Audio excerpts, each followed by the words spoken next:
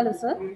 Ah, A very good afternoon to all of you. I heartily welcome all of you on the last day of our 5-day webinar on NB and NEC accreditation process. So today we have as a speaker Dr. Srinivasa KG.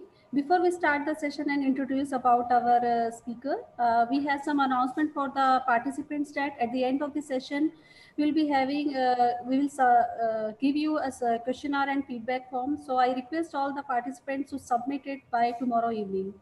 So now I will take the privilege to introduce our speaker, Dr. Srinivasa KG. He is currently working as a professor at National Institute of Technical Teachers Training and Research, Chandigarh. He received his PhD in Computer Science and Engineering from Bangalore University in 2007. He is the recipient of Career Award for Young Teachers from All India Council for Technical Education, ISD ITS National Award for Best Research Work done by the young teachers from Indian Society of Technical Education, IEI Young Engineer Award in Computer Engineering from Institution of Engineers, Rajaram Bapu Patil National Award for Promising Engineering Teacher Award from ISTE, IMS Singapore Visiting Scientist Fellowship Award. He has published more than 150 research papers in international conferences and journals. He has visited many universities in the abroad as visiting research fellow like Oklahoma University, USA, Iowa State University, USA, Hong Kong University, Korean University, National University of Singapore, University of British Columbia, Canada. He has authored 8 textbooks in the area of Internet of Things, data analytics, soft computing, social network analysis, high performance computing, R programming, etc., with the prestigious international publishers like Springer, TMH, Oxford, IGI Global. He has edited research photographs in the area of cyber physical systems, for computing and energy aware computing with CRC Press and IGI Global. He has been awarded Wisecast Fellowship by DST Government of India for the postdoctoral fellowship at University of Melbourne, Australia, towards conducting collaborative research with the Clouds Laboratory in the area of cloud computing. He is the principal investigator for many funded research projects from ICTE, UGC, DRDO, and DST. He is the senior member of IEEE and ACM, and his research areas include data mining, machine learning, IoT, cloud computing, and digital pedagogy. His recent research areas include innovating teaching practices in engineering education, pedagogy, outcome-based education, and teaching philosophy. So I heartily welcome you, sir, in this session, and I would like to request you please start the session. yeah.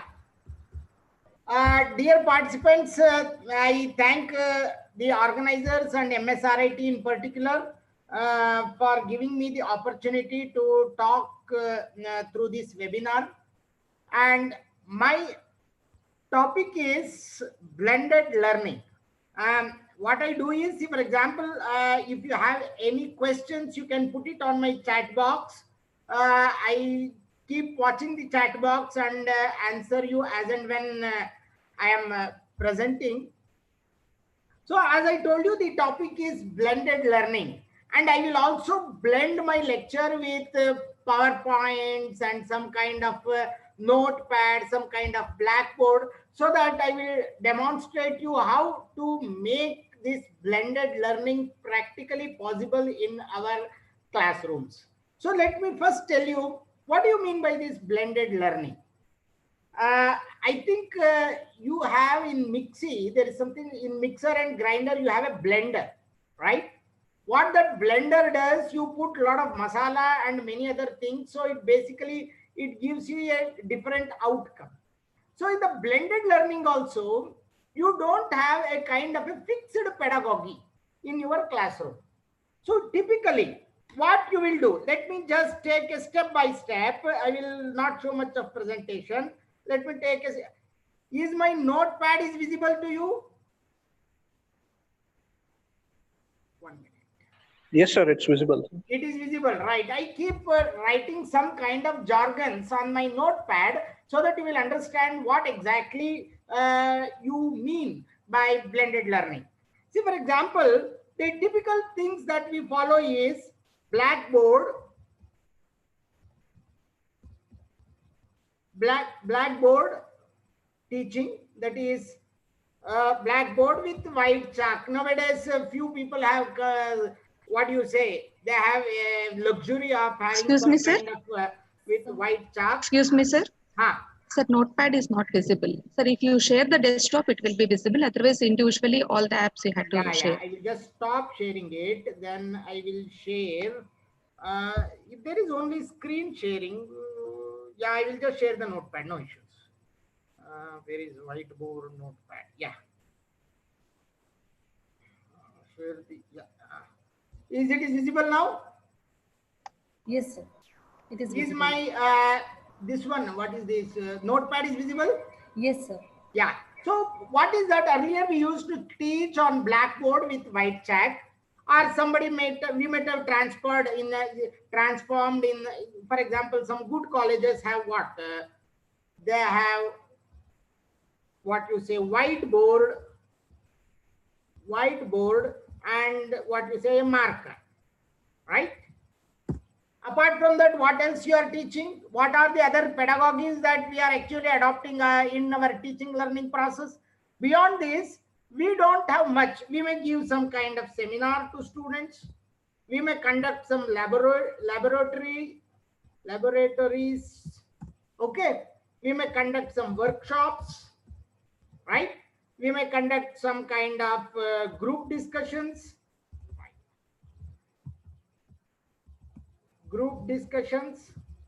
Okay. Apart from this, I will give you just 1 minute in the chat box. What else you do? You just type me what else you follow in your classroom.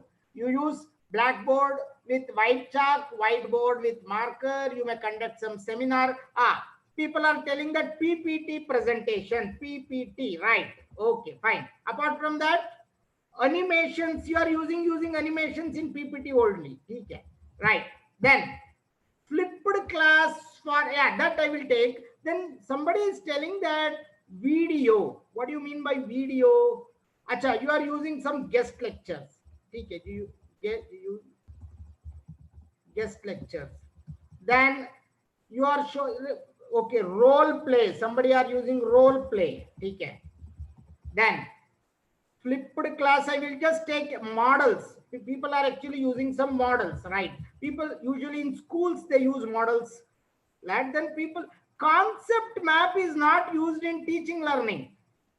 Concept maps, it is not, then demos. People are using some demos, right? Then apart from that, quiz is basically an assignment. Quiz is not the kind of pedagogy that we use for teaching. Debate, right? Good. Debate. Debate. Okay, then use PPT. PPTs are over. Then good afternoon. Animations, models like KBC. Quiz is not. Mind map. Examples. Webinars. People have started writing webinars. TK, that is only during this COVID time. Webinars, right? This is a COVID-19 specialty. Okay. Virtual labs. Okay. Then related videos. Okay. I have already, I think, shown videos. Okay. You are showing some videos, right? Then learning style. What do you mean by that? Yeah. So I think we have exhausted. These are all the things that you use in classroom. Group activities. What do you mean by group activities? Your group.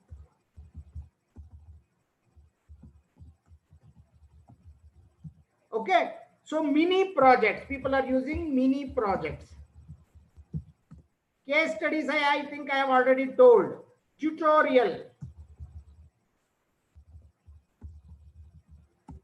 Then, yeah. So I think we have exhausted assignments. Assignments are not the pedagogy part. They are the assignment part, assessment part. Okay. So now you please see what all the things that we are using. So now we are using Blackboard, whiteboard, seminars, laboratories, workshops, group discussion, PPT, guest lectures, role play, models, demos, debate, then examples, webinars, virtual labs, videos, group activities, mini projects, and so on, tutorials. So now, till now, majority of you are using maximum 1 or 2 of these kinds. Okay, I don't think all of us are using all these kind of learning pedagogical aspects. What do you mean by pedagogy? Let me clear you before we start. Pedagogy is an art of teaching. Okay, it is a style of teaching.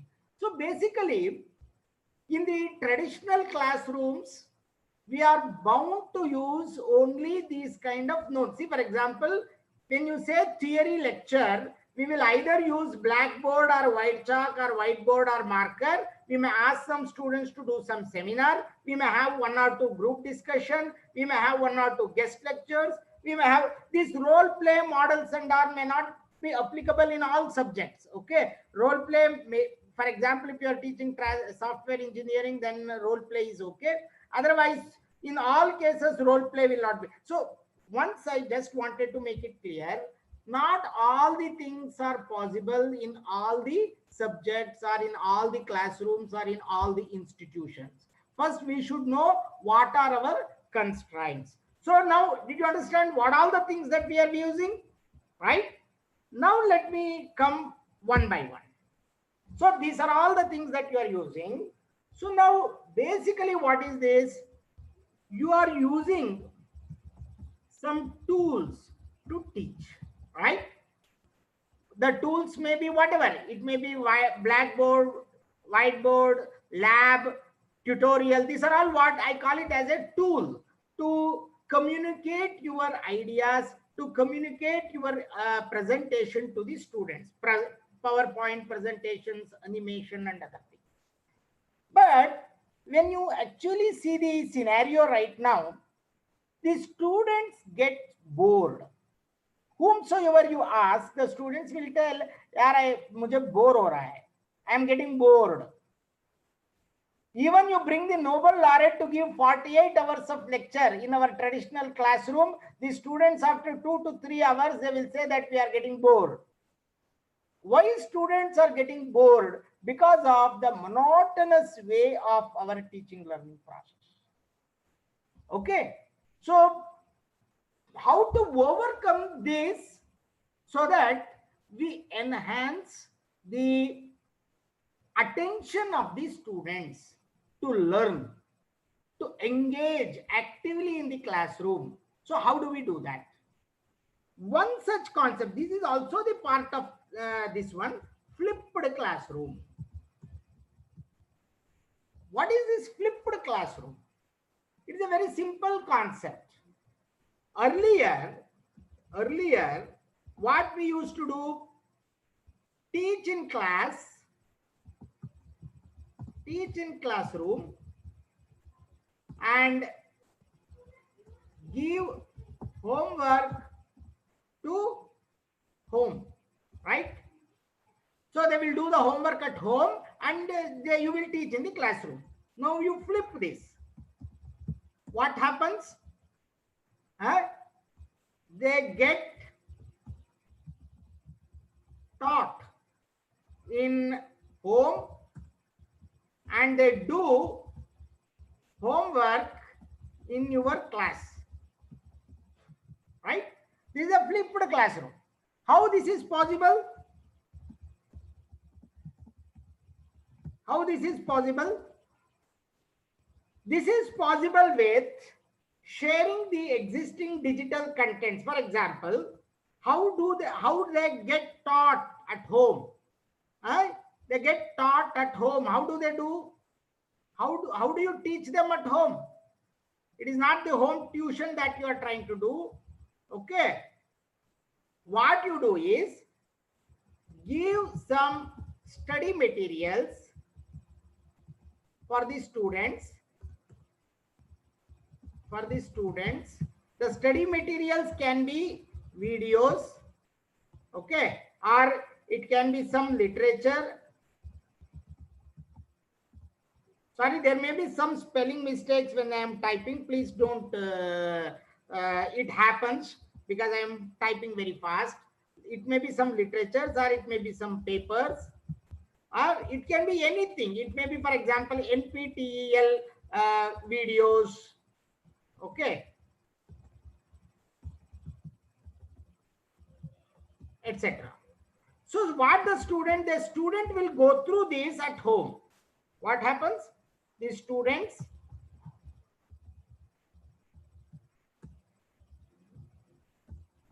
go through these materials at home, right? Now when they come to class,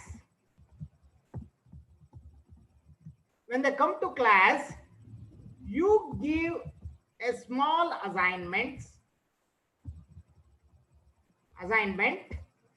You give them a small assignment, evaluate that assignment,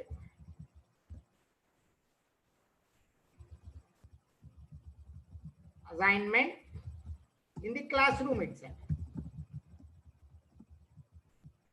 So now what is this? This is what the concept of flipped classroom. So did you understand? Now what are the benefits of this flipped classroom? Let me see if any questions are there. Please feel free to ask questions. Quiz through Edpuzzle. So those things I will tell you what exactly mean that. Okay. Fine. So now this is what the concept of flipped classroom. So now in the flipped classroom, what you did, what you are supposed to do in the classroom, you outsourced it to do at home, right? And what they are supposed to do at home, you are getting it done in the classroom. What is the benefit? The benefit of the flipped classroom is,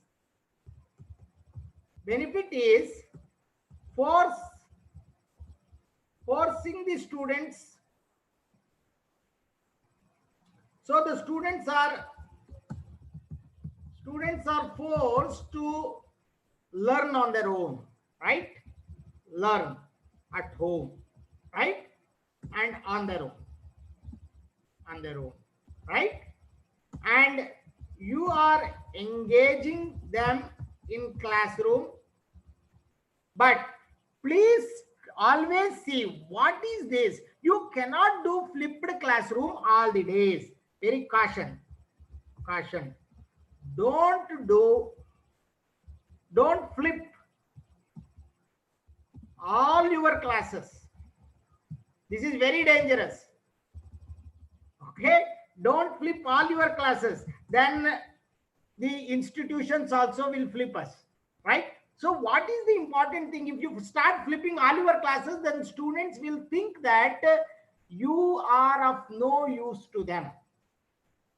Only few topics can be done using flipped classroom model. You cannot do for all classes. This is very important. And if you start, I have seen in some of the institutions where they have done this flipped classroom model, they have flipped around 30 to 40% of their classes. It is very dangerous. Maximum thumb rule is one class in a week, you can flip them, not beyond that. Okay, so now this is one model. So now exactly what do you mean by blended learning?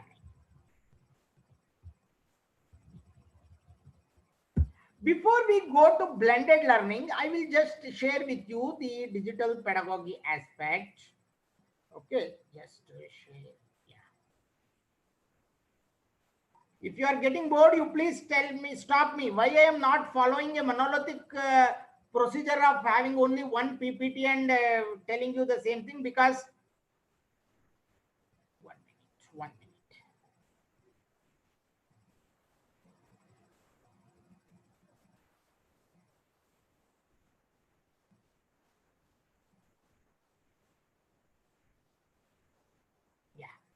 Is my presentation is visible? Yeah. Somebody is asking, yeah, no sir, it is interesting. Thank you. Somebody is asking how flipped classroom is different from self-study. Please understand, flipped classroom is your mandate to give the assignment based on what they have asked to do the self-study at the home. Without the assignment, you have done only 50% of the classroom. But self-study, when you say, it is like a throwaway prototype. You give them some material, you don't know whether they will study it or not. You don't know whether they have understood it or not. See, in a flipped classroom, a very important thing I will tell you. For example, you ask some students to go through the video. In the next class, you conduct a small quiz. During the quiz, you found out that only 30% of the students were able to actually do the quiz well. That is about, they are able to get around 60-70% marks, and rest all the students got less than 5 marks or 2 marks or less than 10%. Then what does it indicate? That they could not understand the topic. Then it is your duty to make them understand in the class. So this is the advantage of flipped classroom. Okay. So it is not like a throwaway prototype, right? Let me check any other question. Sir, can we flip the classroom concept? Is good. Students are coming from, yeah, this is a basic problem. I will tell you within this, I will tell you what exactly happens in this digital pedagogy. The same thing I will discuss. See, basically what is this digital pedagogy means, it is not about only using the digital technology for teaching. Rather, it is approaching those tools from a critical pedagogical perspective. For example, I am giving the webinar. This is digital pedagogy? No, it is not a digital pedagogy. You have to thoughtfully use a particular gadget as in a pedagogical perspective. Okay. Just because you use computers or gadgets to learn, that is not a digital pedagogy. That is online learning. Online learning is not completely digital pedagogy. Okay. So let me just take you. And digital pedagogy, what it focuses, it should focus on how instructors' interaction through machines could affect teaching and learning. Okay. Now, what is the digital pedagogy is for? As you know, there are a lot of tools available for me and my students to play with. If I can do that, my students can also do that, right? If I can read one chapter and deliver, there is no much difference. My students, anyway, they are graduate students, they can also do that. Okay. So for that, you should have a common minimum program. This is where the rural problem will come. Can you implement the digital pedagogy in rural India? If you ask me completely, it is not very easy. It is not possible right now. The Indian digital infrastructure has not come to the standard of reaching the complete rural India. So we should know what type of students are there with you. Are they equipped with minimum gadgets that are required for this online learning or using digital pedagogy? Then you start thinking.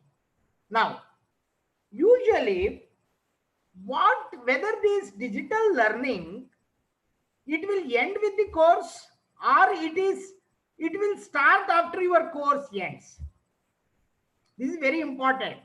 See, for example, you teach one subject. Then usually there are two aspects. I will give you one example, simple example. Can you ask your student to read Kanigan and Ritchie book of C in the first time? No, right? So basically what we will do, we will ask the students to first go through Balguru Swami book, or very simple, easy to understand book. The student will understand with that easy to understand, whatever you say, guide or whatever it is. Then from that, the student will grasp the basic concepts. Then he can advance his study using some good books. Like then he can be asked to go through the Kanigan and Ritchie book. Then he will understand. In the first instance, nobody will understand what the Kanigan and Ritchie talks in C programming. So classical technical books are hard to understand in its first instance. So therefore, if you teach a basic course, taking that basic course as one of the criteria, the students can start doing some online learning in the advanced courses. Okay. Similarly, the rote, this is a very important question in digital pedagogy, the rote memorization.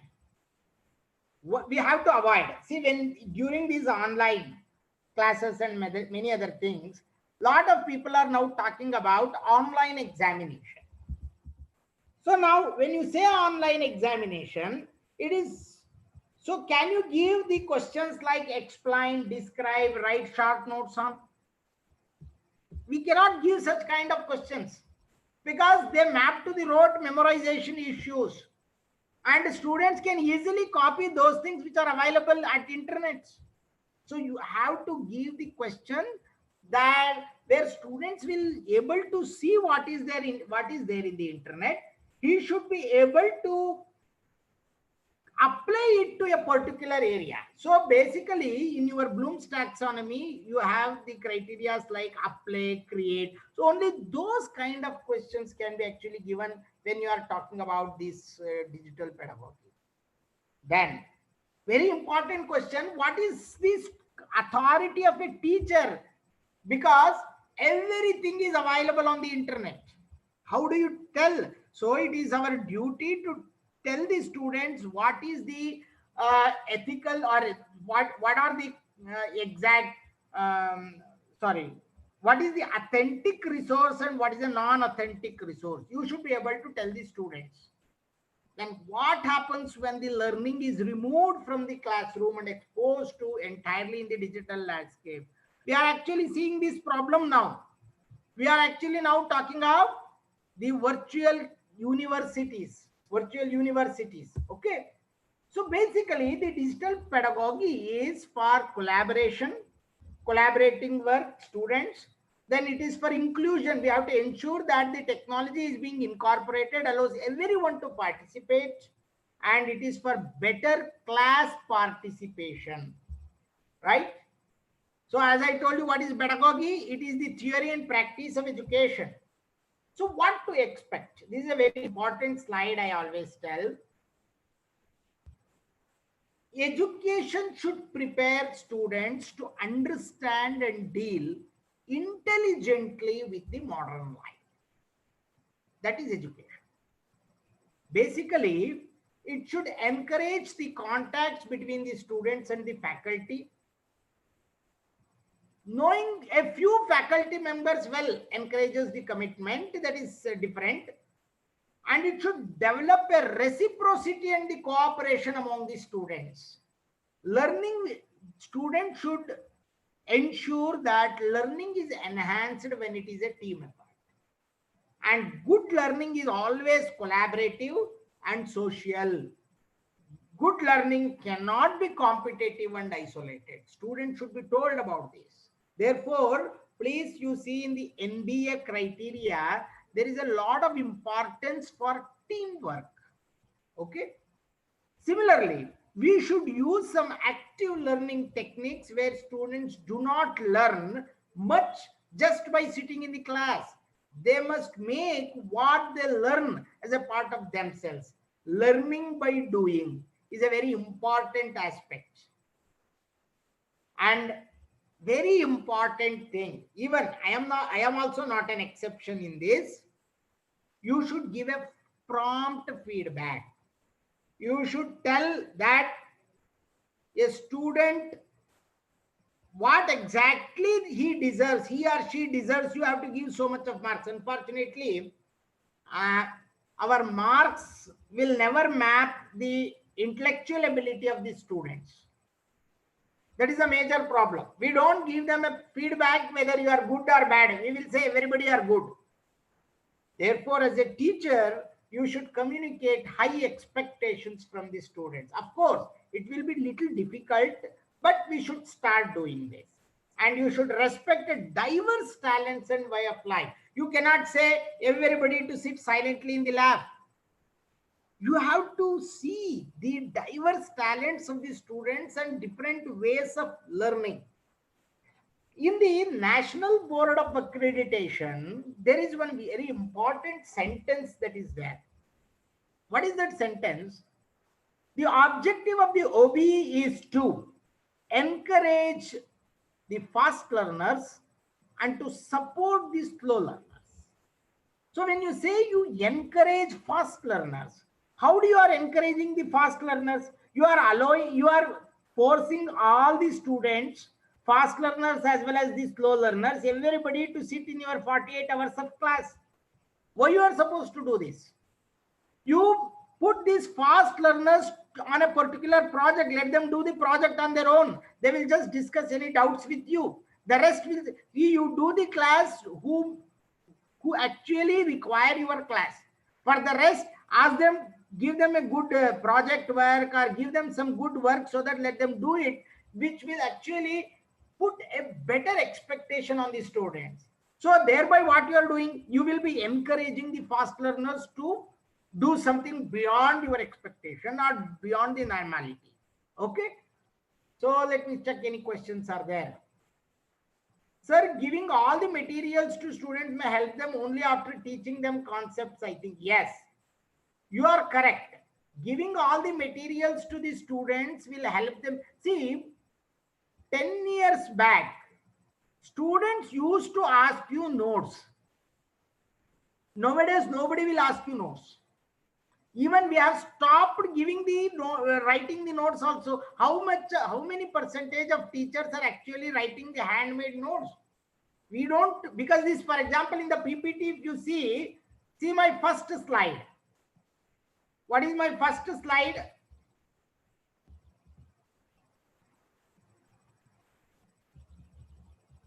The first slide you please see. None of the contents are mine. They are all taken from different sources of internet in the public domain. So are we writing any our own notes? No. Then why we have to take the credit? You give the link instead of copying and putting it down, you just give the link, they will study on their own. Okay. So like this, there are certain issues and we will solve those issues. We will see.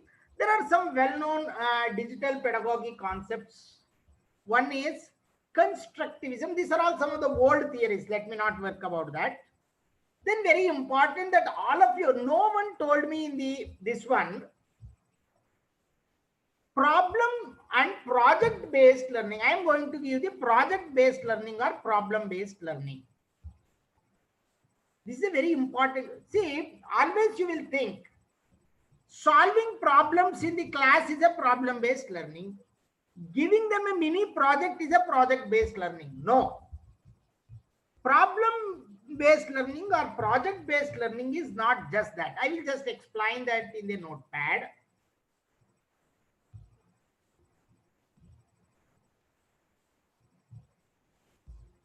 I think there are good number of known people are there. Therefore, they are asking too many doubts. Right.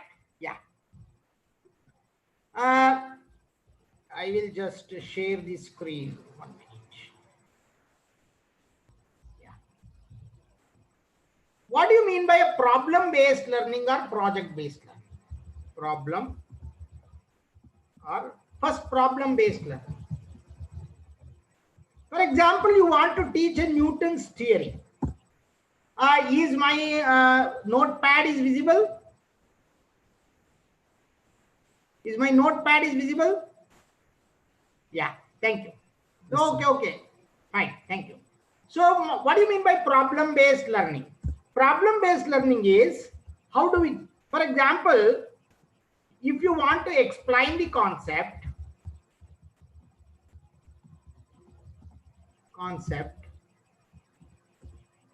first pose the problem related to the concept. Okay. Then show that the earlier methods don't work to solve such kind of problems. Then explain the concept, new concept, and show how the problem that you posed can be solved using the new concept, right? So now you have to start from the problem. Show that, for example, if you want to solve some problems of Newton's law or anything, first pose the problem. Show that the methods that you already know don't work on these kind of problems, or you cannot solve those problems using the knowledge that you already have. Then you explain the new concept and show that the problem posed can be easily solved using the new concept. This is called problem-based learning. So you start with the problem here. Okay. Not that you just solve all these unsolved problems, that will become a problem-based learning. Similarly, project-based learning. Giving a project is not a project-based learning. For example, because I am from a computer science background, I want to teach software engineering. So now, how do you start teaching the software engineering? You have to teach from something like this. First, take a project. Then take what you say, review the requirements. As you take all the requirements of the project, then you teach requirement analysis phase of the project, right? Similarly, for the same project, so what happens is, by the time you complete, you will end up with project completion and also the related theory. Okay, so this is the basic concept of project-based learning. Unfortunately, people, I think many of them know it. Is not that they don't know, but some people think that giving just problems or projects will become project-based learning, right? I will just see, sir, what type of, I will just show you one example of the course which has a project-based learning. Okay, I will just show you.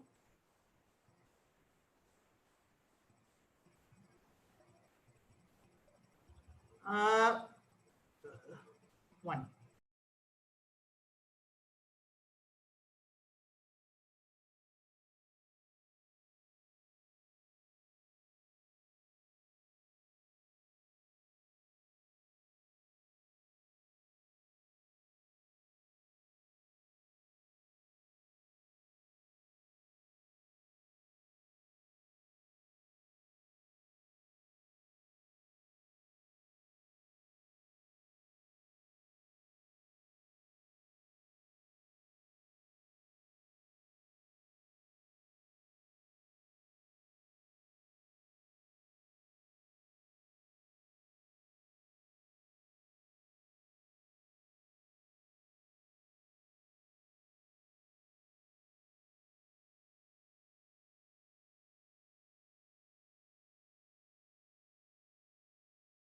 Excuse me, sir. You are on mute. Please unmute yourself.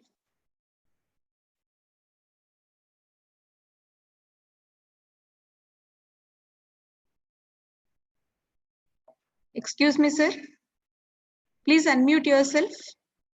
You are on mute, sir. Please unmute yourself. Yeah, unmute it.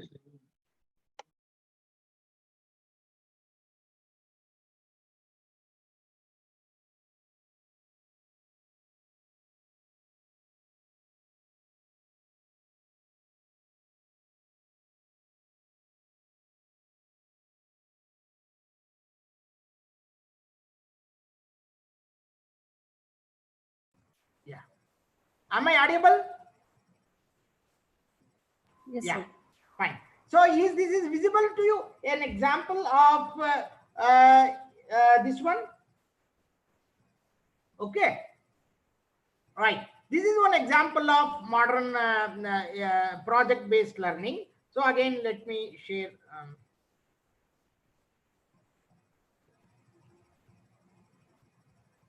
Okay. So there are 1 minute. Then the constructivism and constructionism is used in basically literature. So, and literature and many other things. So we will not worry about that. Basically in constructionism, what is the difference between constructivism and constructionism is, for example, one is art of learning or learning to learn, and another one is making things in learning. So let us not worry about this. They are very old pedagogies. Then is andragogy. What do you mean by andragogy? It is something like something to do with the adult education. Here, for example, in the FDP, I need not teach you the basics. If I tell you, you please go through these things, you can go through. So basically, andragogy is only for adult education, or it can be adopted in PhD and master's level. Then active learning. Active learning is doing some kind of activity. It can be think, share, think, share, pair activity, or it can be using many other issues. There are many other approaches for active learning. I think there is a separate session for active learning. And also you can use some of the things like Web 2.0, like you can use some wiki pages, blogs, etc. Then very important thing is you can use MOOCs, massive online open courses. Nowadays, people are talking about the credit transfer from MOOC. What do you mean by credit transfer? You can easily transfer the credits that people have earned in NPTEL examination or in SWAYAM examination to your university credits. That is also possible. Then the other aspects of digital pedagogy are flipped classroom. I have already told you. What do you mean by this? Blended learning. Blended learning is you mix all these things. So I will give you an example. What is an example of blended learning? Okay. So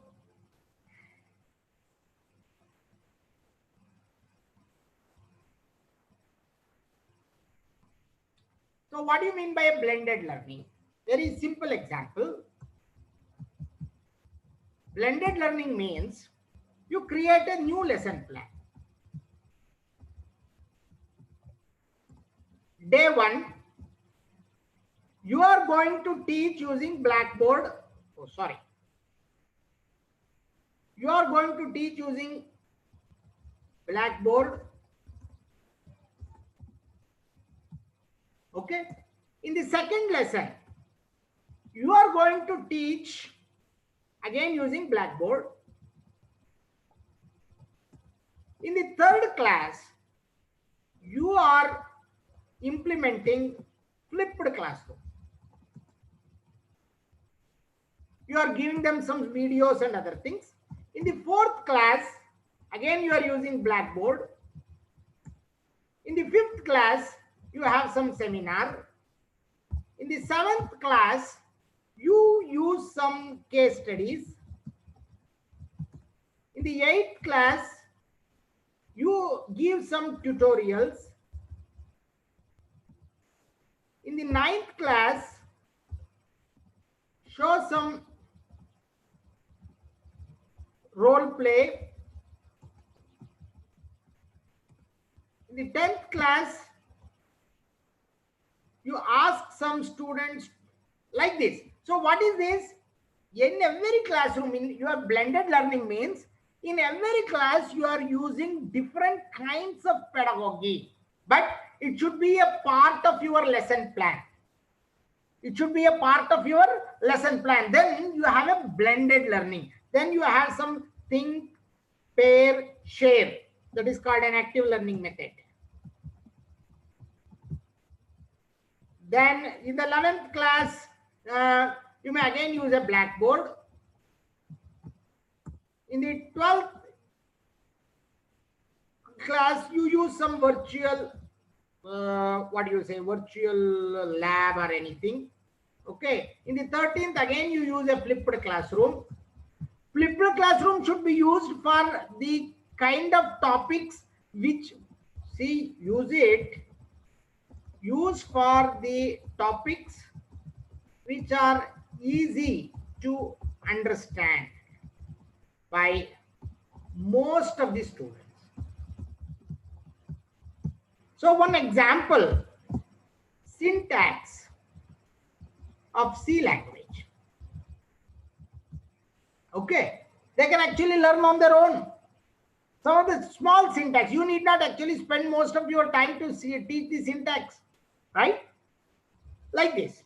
So what you are doing, you are basically, these all can be used. So now the definition of blended learning is use the mix of face-to-face teaching learning and face-to-face as well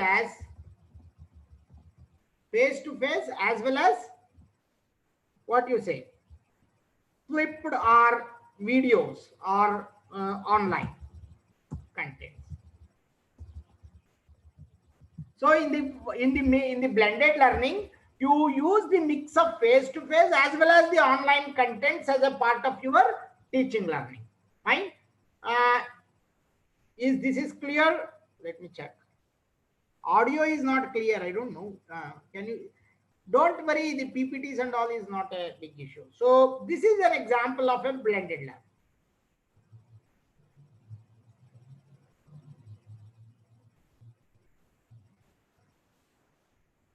Okay. So I will just share the rest. Fine. So now, for this, you have a lot of online educational resources. You have a lot of YouTube videos that are free to use. Then there are many other aspects of digital pedagogy that are not taught. What is something called as maker space? What do you mean by that? The maker space is something like your project lab. You give them a space for the student who want to make something of their own. It is called maker space. You should have one dedicated space in your class, in your institution, where students build their hobby projects or whatever it is. Then there are many other things that we will not work. There are gaming for education and other things. But when you say this blended learning, when you say this digital pedagogy or whatever it is, the assessment becomes the important part of blended learning. So usually when you use this kind of blended learning, it is mandatory that you use some kind of learning management system. The learning management system can be Moodle or whatever it is, Microsoft Team or anything. You can use any kind of learning management system that is mandatory. Without learning management, implementing flipped classroom or the blended learning becomes impossible. Similarly, you have to use some kind of social media and the internet. You should have a WhatsApp group among the students. You should have a Facebook page of the student. You should have a wiki page of the students group. So you should have all these kind of social media communication. And you can use some cloud-based LMS so that your activities are permanently stored. You should enable students to use mobile phones for teaching learning. See, don't ban the mobile phones in the classroom. Let them bring it. Then you ask, actually make it as a mandatory, actually. Don't make them. And apart from the mobile phone, ask them to get one. So what is that? They will headphone also. Okay, so that they will listen to them. They will listen to some of the contents peacefully in the classes. And finally, when you do these things, you should set up proper rubrics for various pedagogies. The kind of assignments you give in flipped classroom will be different. The kind of assignments you give in active learning methods will be different. So everything will be different. So you cannot use a monotonous way of assessment. Then finally, you should assess the students in an intelligent way. So how do I say that your assessment is perfect? I can only say when your assessment is perfect, your assessment will be perfect only if your assessment or the marks what you actually give it to the students, if it follows a bell curve. 99% of our marks will not follow a bell curve. It will follow a negative exponential curve, because 90% of the students we will give 90% or 80% and above. And only for the 20% we give around 60% and above, especially in this one. So this is also a very important aspect. So before we stop, let me see some of the questions. My contents actually are over. Let me see. There are some. Yeah.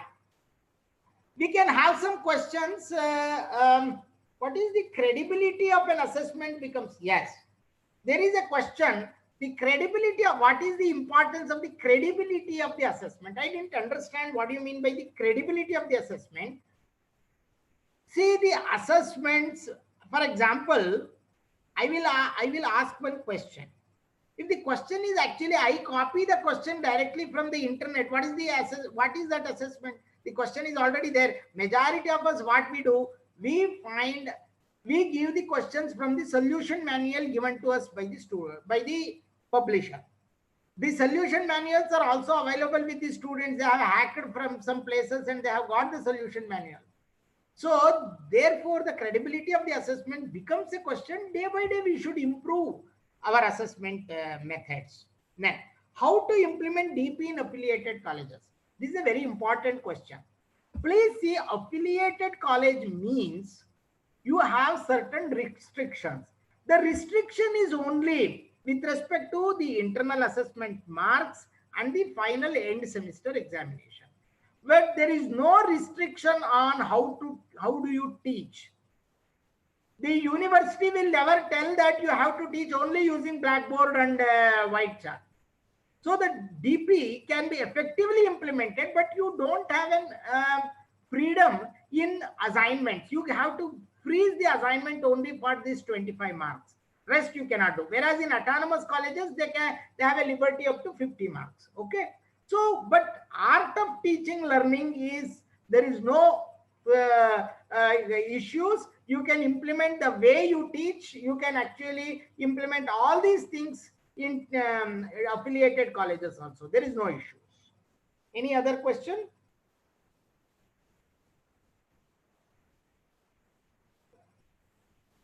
There are no questions.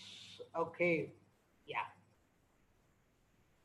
Madam, you can enable some of the participants to ask some questions. 1 minute, 1 minute. There is one question. Designing prototype for a software for a problem statement. What do you mean by designing prototype for software for a problem statement? Is it an idea for project? No. Please understand. Project-based learning or problem-based learning, for example, which subject you want to teach using project-based learning. For example, as the example what I told is, I want to teach a software engineering as a subject, and the pedagogy that I want to use for teaching the software engineering subject is project-based learning. Okay. Please understand what I'm trying to tell you. The pedagogy, it is the pedagogical aspect what I'm trying to tell you. To properly implement these concepts, the minimum attendance requirement for this should be compromised, especially in case, yes. See, what do you mean by attendance? There is a, what do you mean by attendance? It is the physical presence of the student in your classroom. So, for example, 10% of the students, if they are engaged in doing some projects in the laboratory, why don't you consider them for attendance? They are doing the work, they are doing the subject work, they are learning better. So it doesn't mean that they are not learning. Just because they are not in your class, they are not learning. They are actually doing some better work and they are showing to you what work they have done in their free time, in the class hour that is actually allocated to you. So definitely university says, but it is in your hand how to use the fast learners effectively to improve your institution as well as your individual biodata also. How to engage below average students to bring mobile phone in the class without concentration. Yeah. Please see, students are students. When you were the students, you imagine or you go back and see how you were actually doing. So students cannot be brought to 100% discipline. It is very difficult. But the students can be motivated. See, for example, you are telling that a below average student to bring the mobile phone. Definitely, none of these pedagogies work for below average students. You have to make them to sit in front of you. You have to teach them properly. You have to give them a lot of notes. He has to rewrite that. He has to mug up many things. So the traditional things will apply for the students.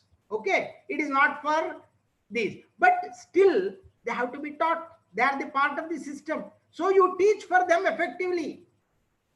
You teach them effectively. You give them a notes, or you do whatever you want. You do that. Okay. So all your traditional thing you follow to do for these average and below average students. Okay, there is no issue.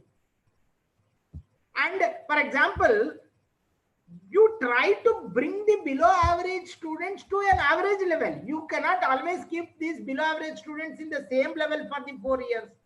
You should train them to use the gadgets. You should train them to go, attend online classes. You should train them to grow up. Otherwise, it is not possible. They will be at the same level. Okay. How much is Samirana? How much DP is important for any accreditation? So all are more worried about accreditation only. Yeah. See, in the accreditation, see, there is one teaching learning process, the innovative teaching learning process. You should record it. There is almost 10 to 15 marks. I think Madhu can give a clarification for this. I don't know how much marks they have allocated, but there is a marks for your teaching learning process. So what all these blended learning, whatever is the thing that you have practiced, you have to record them in a digital way. Therefore, I always tell everybody should have some course pages. Okay. The course pages, you should use them, and you should try to show it to the accreditors when they are coming, and you demonstrate that this is the thing that you have done for your students. Okay. It is required to relate Bloom's taxonomy. Yes, actually for many of these, there is something called digital Bloom's taxonomy also. The digital Bloom's taxonomy will tell you how to map the levels of the Bloom's taxonomy to the kind of the digital activities that you are trying. Okay, there is a digital Bloom's taxonomy. People can refer to that. Any other question? Thank you, sir. Sir, before also, sir, few questions were there. I will just ask you. Somebody has asked that if we give a study material related to 6 subjects in the semester, then it is possible for the students to go through all. No, that's what I told you. If you give the study materials, there was one question, no? If you give the study materials to the students, I didn't understand what you mean by. Madam, can you repeat this question? Yeah, sir. If we give study material related to 6 subjects in a semester, then it is possible for the students to go through all. Please understand, this is the difference. I think all of you have misunderstood what I am trying to tell you.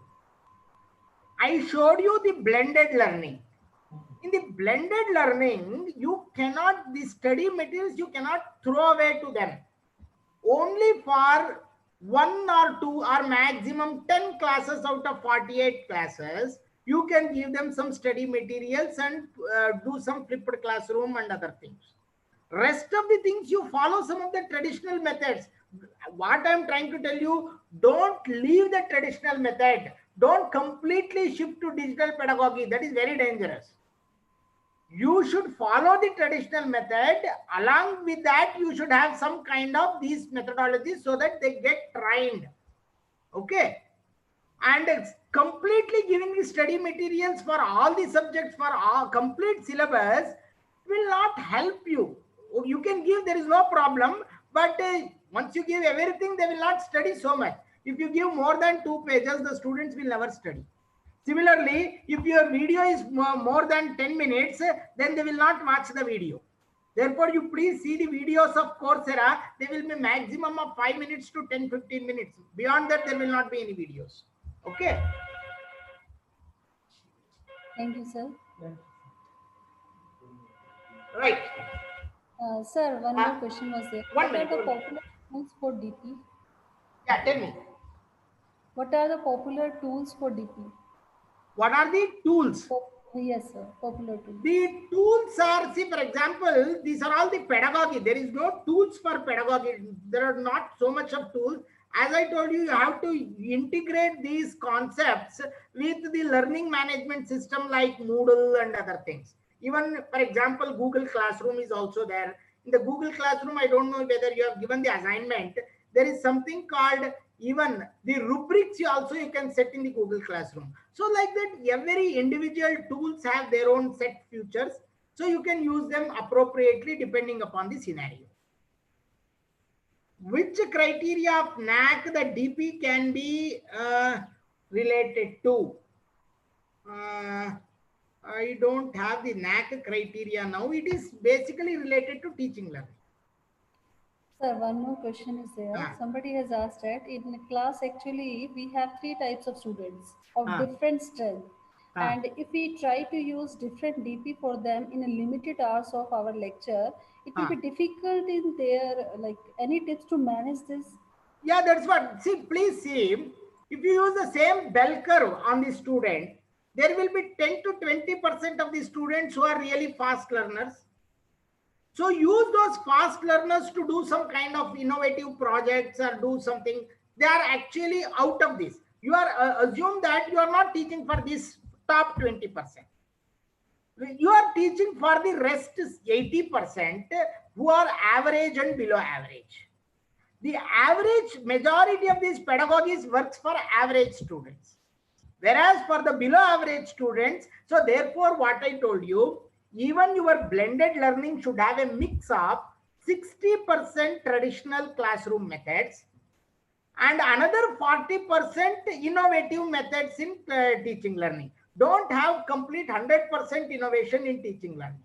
60%. So even that is where we are trying to uplift these below average students to average level. If you actually follow the same pattern, then you will put everybody in the same basket. That is not possible. Okay. Thank you, sir. One more question, last question it is. Somebody has asked that please give some examples for think, pair, share method is basically an active learning because there is no time. I can see it is like what you give a problem. You make a group of one or two students. You make a pair of 2 students. You give a problem. The pair will think on the problem. Sorry. First you give the problem. Individually people will come out with the solution. Then you pair 2 students. They will discuss the 2 solutions. They will share with each other. And finally they will have a consensus with one solution. And finally they will present to you. This is the basic this one. Fine. Yeah, sir, thank you, sir. Now I will request Professor Madhu to please take the session, please. And I'm handing over the session to him.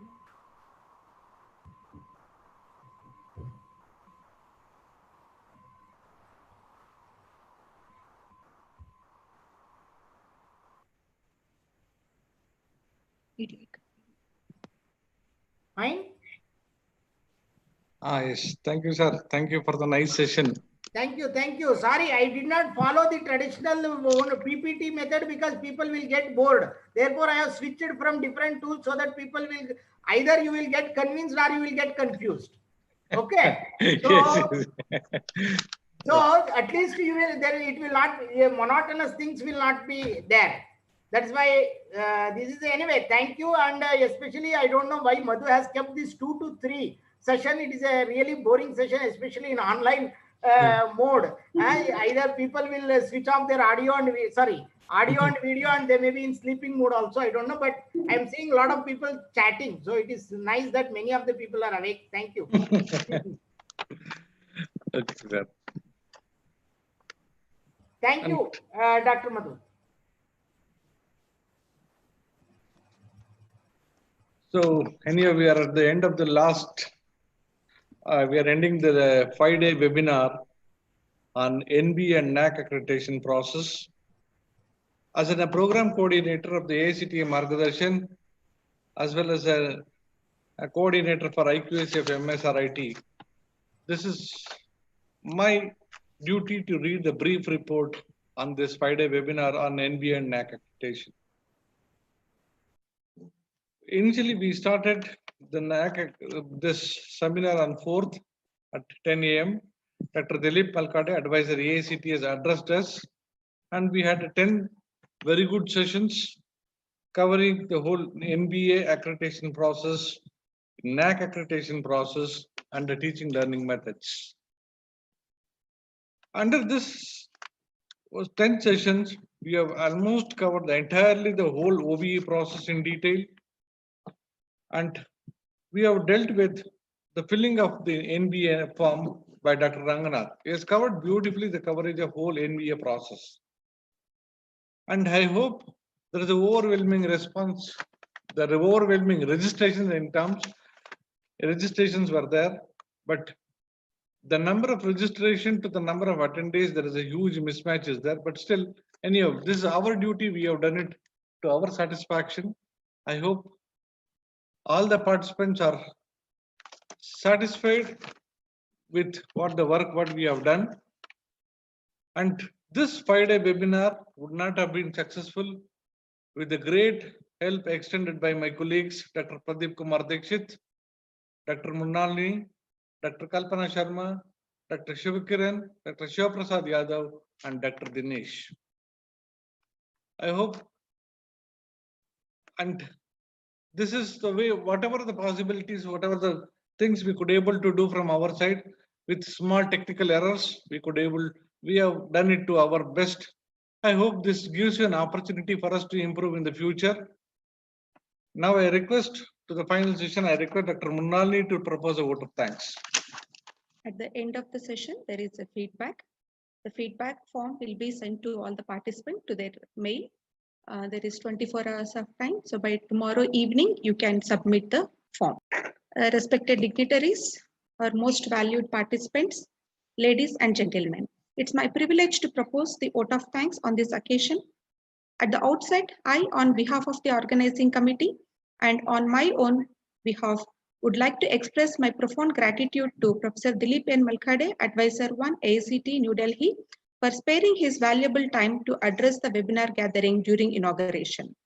I would like to express our sense of obligations to Sri B.S. Ramachandra, Chief Executive GF, Engineering and General Sciences, and Sri G. Ramachandra, Chief of Finance, GF, Engineering and General Sciences, for their kind guidance for this event. We are extremely grateful to Dr. N.B.R. Naidu, Principal, MSRIT, for his constant and meticulous guidance, inspiring us to host it successfully and addressing the webinar gathering during inauguration. We also thank Dr. C.G. Puttappa, Vice Principal, Dr. Archana, Registrar Academic, Sri S. Sumant, Registrar Administration, MSRIT, for their support. I take this opportunity to extend our gratitude to the magnanimous management, Gokula Education Foundation of MSRIT, for their constant support and encouragement in organizing this event. We are extremely grateful to AICTE New Delhi for sanctioning Margadarshan scheme to MSRIT. I take this opportunity to extend our gratitude to the distinguished panel of speakers, Dr. Karthikeyan, Dr. Anita, Dr. Mallikarjun Babu, Dr. Ranganath, Dr. Janardhan, Dr. Ganesh Hegde, Dr. Vishnu Mahesh, Dr. KG Srinivasa, Dr. Pradeep Kumar Dikshit, and Dr. GM Madhu. We thank all the participants for their active and interactive participation and making this webinar a grand success. We are extremely obliged to Dr. S.C. Sharma, Director NAC Bangalore, for deputing 2 advisors as resource persons to this webinar. I would be failing in my duty if I do not convey my thanks to the Maintenance Department, MSRIT, for all the arrangement made. I take this opportunity to extend our appreciation to the IQAC of MSRIT for all the support and guidance in organizing this webinar. I thank Dr. GM Madhu, Program Coordinator, for organizing this webinar. Thank you all once again. The certificates will be sent in 4 to 5 days. After receiving feedback form, the certificates will be sent. Thank you all.